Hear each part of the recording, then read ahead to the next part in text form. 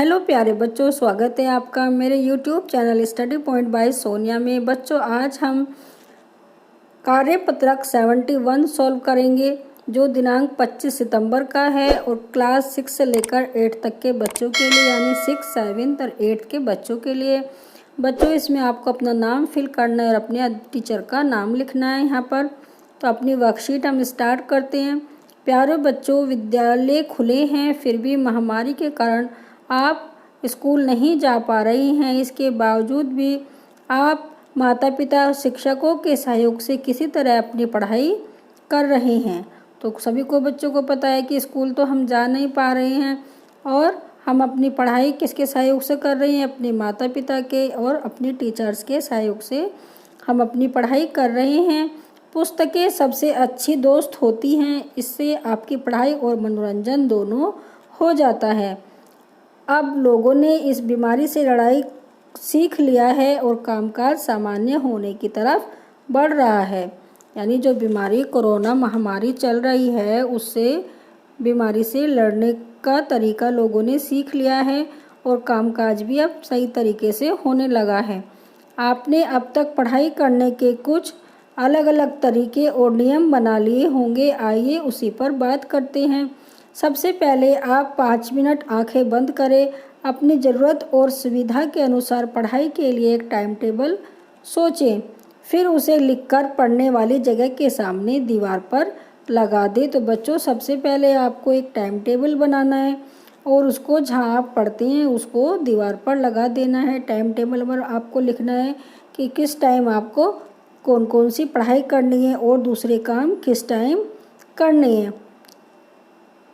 आइए रोचक और सही ढंग से पढ़ाई के लिए कुछ बातचीत करें।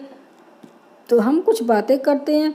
तो देखिए, पढ़ाई में कौन कौन से सहायता करते हैं, यानी पढ़ाई के समय आपके लिए क्या क्या सामान ज़रूरी हैं, क्या क्या आपकी सहायता करते हैं, वो आपको इसमें नाम लिखना है। तो बच्चों, इसमें लिख दीजिए आपकी क्या क्या सहायता करते हैं।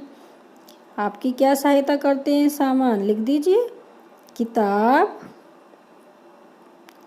नोटबुक। इस समय तो सभी बच्चे मोबाइल से या लैपटॉप से पढ़ रहे हैं, तो आप लिख दीजिए मोबाइल। जिनके घर में लैपटॉप है तो आप लिख सकते हैं लैपटॉप। टैबलेट है तो टैबलेट लिख दीजिए बच्चों। और क्या चीज़ें हैं, पेन, पेंसिल। तो ये सब चीज़ें आपकी पढ़ाई में हेल्प करती हैं, तो आप इन्हें यहाँ पर नोट कर दीजिए। सेकंड है, अपने घर में आपकी पढ़ाई की जगह कहाँ है, इसका चुनाव करते समय आप किन किन बातों का ध्यान रखते हैं। तो बेटा, आपकी पढ़ाई करने की जगह कहाँ है, तो आपके लिए कोई अलग कमरा है तो उसे लिख दीजिए कि मेरे पास अलग कमरा है, और अलग कमरा नहीं है तो आप लिख दीजिए कि कौन सा कमरा है, वहाँ पर मैं पढ़ाई करता हूँ। और उसमें सावधानी क्या क्या होनी चाहिए आपको चुनाव करते समय। तो एक तो वहाँ पर क्या हो, शांत वातावरण हो, है ना, टीवी ना चलता हो, वहाँ पर कमरा बिल्कुल शांत हो जिससे आपकी पढ़ाई में डिस्टर्ब ना हो। दूसरा लिख दीजिए आप कि वो हवादार हो, उसमें हवा भी आनी चाहिए, तभी तो आपका पढ़ाई में मन लगेगा।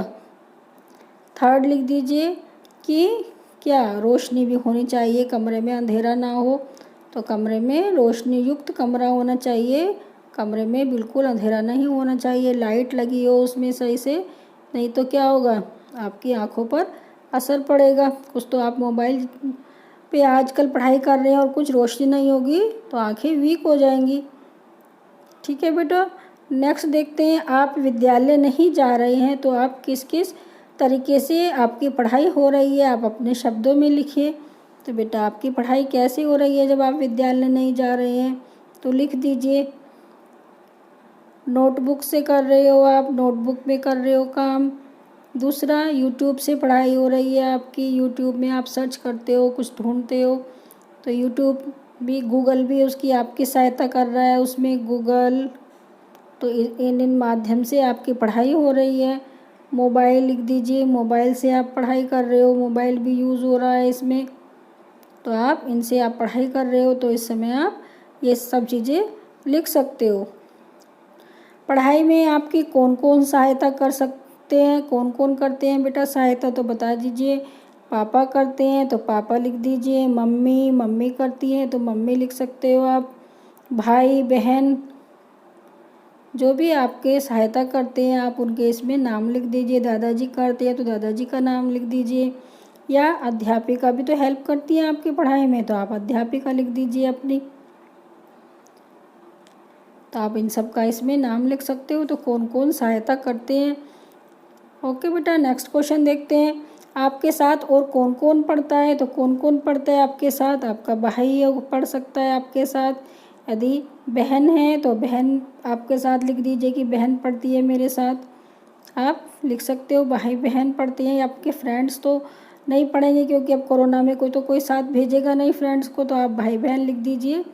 यदि आपके पास स्मार्टफोन है तो पढ़ाई में आप किससे और कैसे मदद लेते हैं, तो हमारी पढ़ाई में कौन मदद करता है, अध्यापिका यानी टीचर मदद कर रही हैं इस समय, तो फ़ोन पे हमारा काम भेजती हैं, हमें क्लास देती हैं, तो अध्यापिका मदद कर रही हैं। और यदि कोई प्रॉब्लम है तो अपने किससे पूछते हैं, दोस्त से पूछते हैं।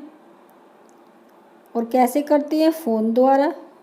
कैसे मदद करते हैं, हम फ़ोन करके उन्हें पूछते हैं उनसे कि क्या प्रॉब्लम है, तो हम अपनी प्रॉब्लम टीचर से भी पूछते हैं, अपने दोस्तों से भी पूछते हैं। ठीक है बच्चों, यदि आपके पास स्मार्टफोन नहीं है और एक साधारण फ़ोन है तो आपकी पढ़ाई में शिक्षक अपने साथियों से किस प्रकार से सहायता लेते हैं। यदि आपके पास स्मार्टफोन नहीं है यानी आप उसमें गूगल वगैरह नहीं चला सकते हो, यूट्यूब नहीं चला सकते हो, तो आप साथियों से किस प्रकार सहायता लेते हैं हम, तो उन्हें हम कॉल करके फ़ोन करके हम उनसे सहायता लेते हैं। तो आप लिख दीजिए, हम फ़ोन द्वारा उनसे सहायता लेते हैं। पढ़ाई के बीच में आप अपना मनोरंजन कैसे करते हैं। यदि आप पढ़ते पढ़ते थक जाते हैं या आपका मन नहीं लग रहा है पढ़ाई में, तो आप अपना मनोरंजन कैसे करते हैं। देखो पिक्चर भी बनी हुई है, आप संगीत सुनकर, गाने सुनकर, संगीत से कर सकते हैं। दूसरा, गेम खेलकर, गेम भी तो खेलते हैं हम, गेम बेटा गलत लिख दिया, गेम खेलकर। तीसरा, इसमें दिखा रखा है वो मेडिटेशन कर रहा है तो मेडिटेशन करके कर सकते हैं, या डांस करके आप कुछ भी अपना लिख सकते हो, है ना, उससे आप अपना मनोरंजन करते हैं। तो बेटा ये आपकी वर्कशीट सॉल्व हो गई है। यदि आपको मेरे द्वारा सॉल्व करी गई वर्कशीट अच्छी लगी हो तो शेयर कीजिए, लाइक कीजिए और मेरे चैनल को सब्सक्राइब कीजिए। थैंक यू फॉर वॉचिंग बच्चों।